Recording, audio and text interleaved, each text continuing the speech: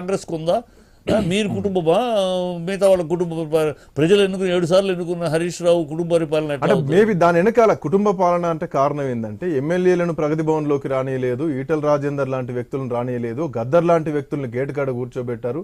So ఎమ్మెల్యేలకు కూడా permission లేకుంటుండే ప్రగతి భవన్ లోకి రావాలంటే, ఆ కోటలోకి రావాలంటే అన్న ఉద్దేశంతో ఆ మాట వచ్చింది అనుకోలేదు. బట్ కాంగ్రెస్ పార్టీలో ఆ ఫ్రీడమ్ అయితే ఉంటది కదా. ఈవెన్ ఇందాక కూడా మనం సెక్రటేరియట్ కి ఎవరైనా రావచ్చు, ప్రతిపక్ష వాళ్ళు కూడా రావచ్చు అని చెప్పడం జరిగింది. గతంలో మీరు అధికారం ఉన్నప్పుడు ప్రతిపక్ష నాయకులు కనీసం ఎంటర్ కానీ లేదు సచివాలయానికి. ఇప్పుడు సీఎంఏ అందరితోటి మాట్లాడాలి అనేది వీళ్ళ కాన్సెప్ట్ అవ్వచ్చు. సీఎంఏ అందరితోటి మాట్లాడాలి, చిన్న ట్రాన్స్ఫర్ కూడా, చిన్న పెన్షన్ కూడా సీఎం దగ్గర వచ్చి సీఎంఏ మాట్లాడాలంటే టోటల్ ప్రభుత్వం వేస్ట్. ఇంత ఖర్చు, ఇంత జీతాలు, ఇంత అఫీషియల్స్ అనవసరంలా. సీఎం దగ్గర రావాల్సిన ఇష్యూలు వేరే ఉంటాయి. ప్రతి వాళ్ళని సీఎం కలవాలంటే సీఎం పరిపాలన యంత్రాంగం చూసుకుంటాడా? కలిసేవాళ్ళు కలుస్తారు, ఆఫీసర్స్ ఉంటారు, మినిస్టర్ ఉంటారు, వాళ్ళు కలవాలి. మండలాధీశులు ఆఫీసులు ఉంటారు. వీళ్ళు అన్నిటికీ నేను చూస్తున్నాం కదా. ఈ వచ్చిన వాళ్ళు ఎవరు? నాకు ఇల్లు లేదనేవాళ్ళు, మా అబ్బాయికి ఉద్యోగం లేదనేవాళ్ళు. వీళ్ళందరూ సీఎం వీళ్ళందరికీ సమాధానం చెప్తా కూర్చుంటే పరిపాలన సాగుద్దా? అదే అడ్మినిస్ట్రేషన్. అది అడ్మినిస్ట్రేషన్ కాదు.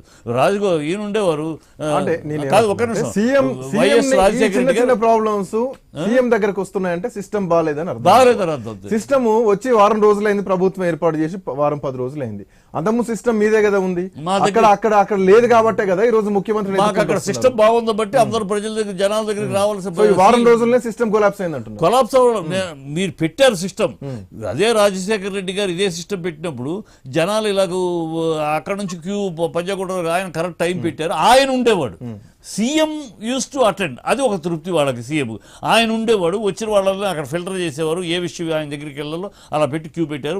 డైలీ 2 hours 3 hours టైం పెట్టేవారు. మీరేమో ఇక్కడ పెట్టేసి ప్రజాభవన్ అని మీరు వెళ్ళి చెన్నారెడ్డి బిల్డింగ్ తీసుకున్నారు. ఇక్కడ మీరు ఉండట్లే. సీఎం ఒక ఐ వాష్, ఒక డ్రామా తప్పితే అక్కడ రాజశేఖర రెడ్డి గారు పాలసీలో పెట్టారు. అసలు ఆ బిల్డింగ్ కట్టింది ఎవరు? మీరే. కాంగ్రెస్ పీరియడ్లో 2012లో కట్టారు.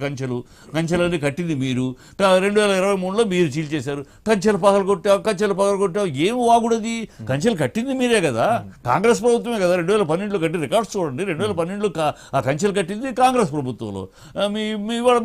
మీరు కట్టింది మీరు కూల్చి ఏదో మేము కూల్చేసాం అంటే వాళ్ళ ప్రభుత్వంలో. మీరు అన్నట్టు కాంగ్రెస్ ప్రభుత్వంలో ఆ కంచెలు దాటి లోపలికి వచ్చే పరిస్థితి ఉండే. బట్ ఇప్పుడు కంచెల హైట్ పెంచేసి లోపలికి ఎవరిని ఎంటర్ కాలేటువంటి పరిస్థితి వచ్చింది. అందుకే ఈ రోజు కంచెలు కూల్చేసినాం అని చెప్తున్నారు. ఇప్పుడు ఎవరు రాలేని పరిస్థితి. సీఎం దగ్గరికి అందరూ మొత్తం 4 లక్షల ప్రజానీకంలో 1 లక్ష మంది వస్తా ఉంటే సీఎం ఏ పని చేయలేడు. సీఎం కాదు, సీఎం మొత్తం సీఎంఏ చూడాలి, సీఎంఏ కలవాలి అంటే ప్రభుత్వం నడవదు. ఏ ప్రభుత్వం కూడా ఆఫీసర్లు ఉంటారు, అందరూ ఉంటారు. సీఎం దగ్గర రావాల్సిన ఇష్యూలు పెద్ద ఉంటాయి. ఆ ఇష్యూలు సీఎం మాట్లాడాలి. ఒక పాయింట్ కరెక్ట్ చెప్పండి. కాంగ్రెస్ పార్టీని టార్గెట్ చేయడం వేరు, కాంగ్రెస్ పార్టీలో ఉంటే మంత్రివర్గాన్ని టార్గెట్ చేయడం, ప్రభుత్వాన్ని టార్గెట్ చేయడం వేరు. బట్ ఓన్లీ రేవంత్ రెడ్డిని టార్గెట్ చేస్తున్నది మాత్రం స్పష్టంగా. ఎందుకంటే రేవంత్ రెడ్డి నోరు జారి ఆయన ఓపెనింగ్ రిమార్క్స్ లో మల్లాది పవన్ గారు ఆయన ఓపెనింగ్ రిమార్క్స్ లో రేవంత్ గారు ఆయన చేసిన కమెంట్సే గోకిచ్చుకుంటూ ఉంటారు. ఆయన ఏం చెప్తారు? కేటీఆర్ కామెంట్స్ పైన మీరేం చెప్తారు?